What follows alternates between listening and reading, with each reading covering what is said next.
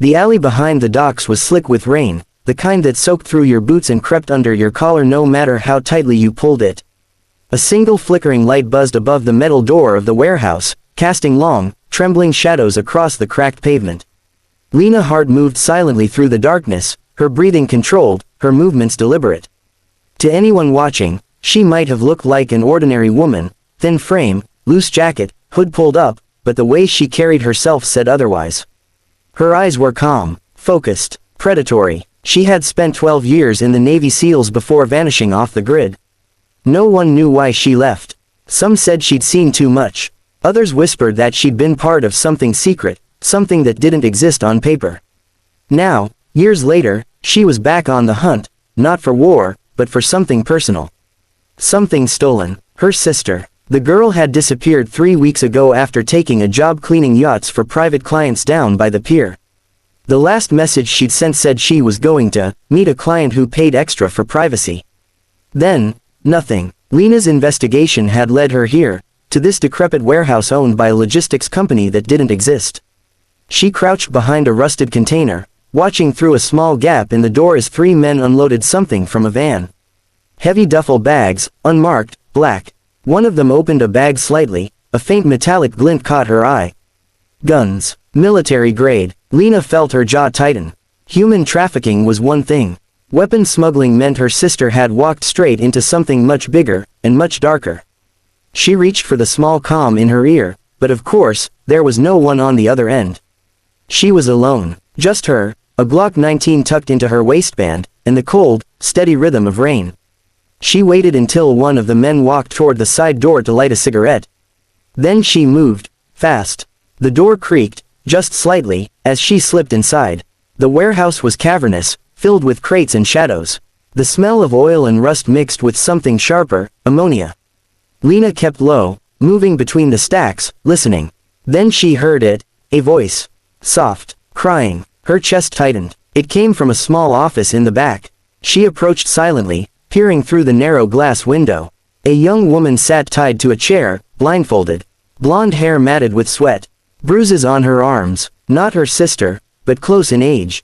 She was about to open the door when something cold pressed against the back of her neck. "Don't move," a voice growled. Lena froze. The barrel of a gun. She could feel the man's breath behind her, the smell of tobacco and cheap whiskey. He thought he had her. Most people would have panicked, but Lena wasn't most people. She dropped her weight suddenly, twisting sideways. Her elbow smashed into his ribs. The gun fired, the shot echoing through the warehouse, but the bullet went wide. Before he could react, she had already disarmed him, flipping him over her shoulder. His skull hit the concrete with a sickening crack. The other men shouted from across the room. Lena didn't hesitate. She darted behind a stack of crates as bullets tore through the air. Sparks flew. The smell of gunpowder filled the space. She rolled to a new position, counting the shots. 5, 6, 7, reload. She emerged on the right flank, firing 2 precise shots. One man dropped instantly, the other dove for cover. Then she heard a sound that froze her blood, a door slamming shut behind her. Heavy footsteps, a different kind of presence. When she turned, she saw him. Big, muscular, tactical gear, not like the others. His movements were trained, controlled. "Who the hell are you?" he demanded. Lena stayed silent. He charged. She met him halfway. His fist connected with her ribs. She felt the dull thud of pain but ignored it, countering with a knee to his stomach. He barely flinched. He grabbed her by the throat, lifting her off her feet and slamming her against the wall. Her lungs burned. The edges of her vision blurred. "Wrong place, sweetheart," he sneered, tightening his grip. Lena's hands clawed at his arm, not in desperation, but calculation. She felt the tension in his muscles, the rhythm of his breathing. Her body screamed for air, but she'd been trained for this. SEAL training was brutal, merciless. Hours underwater, being held down until your instincts screamed to breathe. She'd learned how to override that, how to survive. As his grip crushed her windpipe, she went limp, deliberately. He smirked, thinking she was done. That was his mistake. She twisted suddenly, using his momentum to drive her knee into his throat. He choked, stumbled back. Air rushed into her lungs like fire.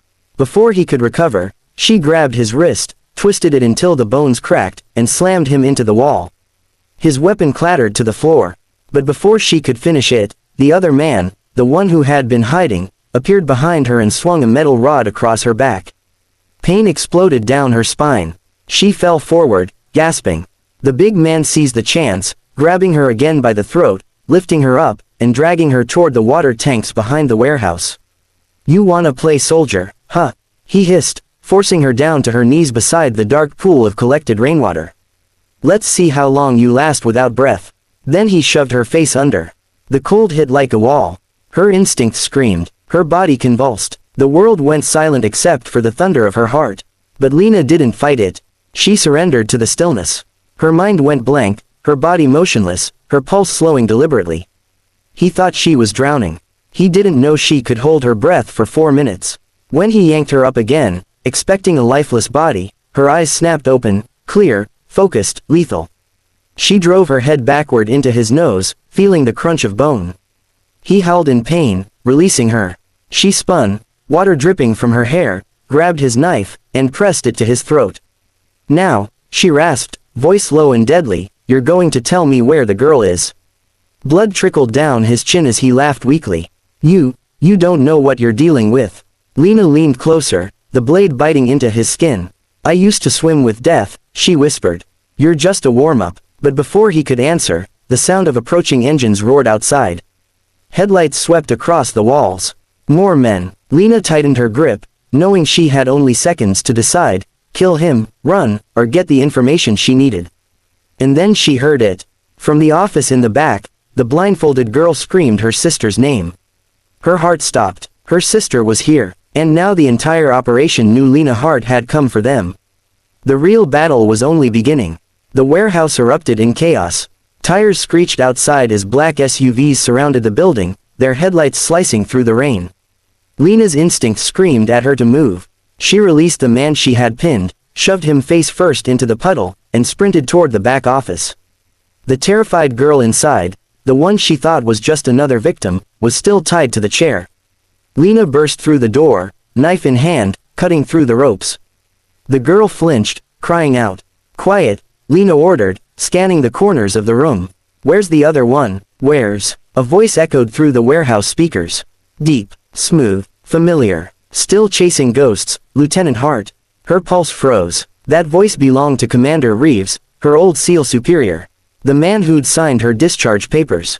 She turned, searching the ceiling, trying to locate the speaker. "What is this?" she shouted. "Where is she?" Reeves's voice laughed, slow and cruel. "You're still the same, charging in alone, thinking you're saving the world.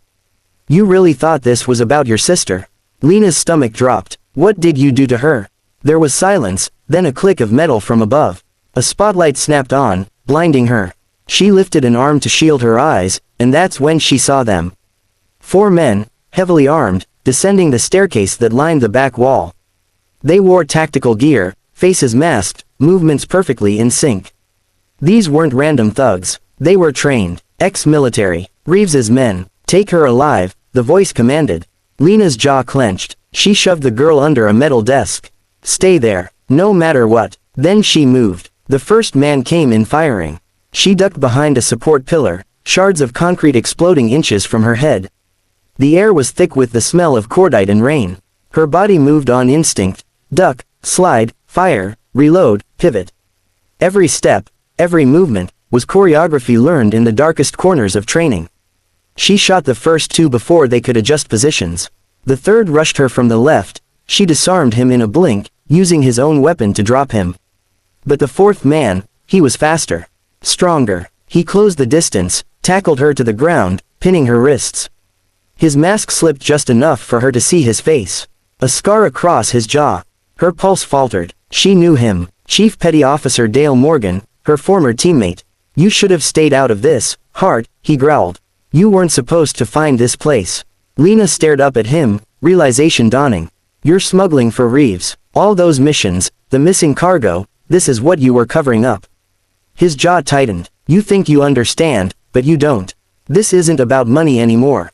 It's about survival." Before he could say more, she slammed her knee into his ribs, twisted out from under him, and grabbed a nearby length of chain. It whipped through the air, wrapping around his arm. She yanked hard, sending him sprawling. She didn't have time to finish it. More footsteps thundered toward her from the other end of the warehouse. Too many. She grabbed the girl and ran. They burst through the back door and into the rain. The docks stretched ahead, mist swirling over the black water. Lena scanned for an exit route. To the left, fenced loading zone.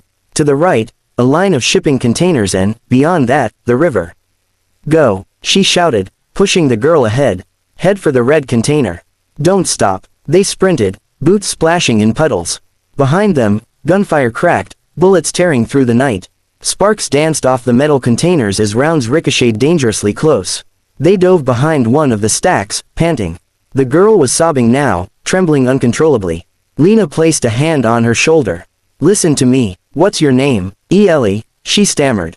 Ellie, look at me. My sister, where is she? Ellie shook her head. I don't know. They said she was special. They took her upstairs, into some kind of lab. Please, I swear I didn't see anything else. A lab, Lena's mind reeled. This wasn't just smuggling, it was experimentation. Reeves wasn't just trafficking weapons, he was testing something. Something that required secrecy, loyalty, and silence. And her sister had stumbled right into it. The sound of boots grew closer again. No time, she glanced at the river. It was wide and rough, the current fast. But there was no other way. Can you swim? Ellie nodded, terrified but willing.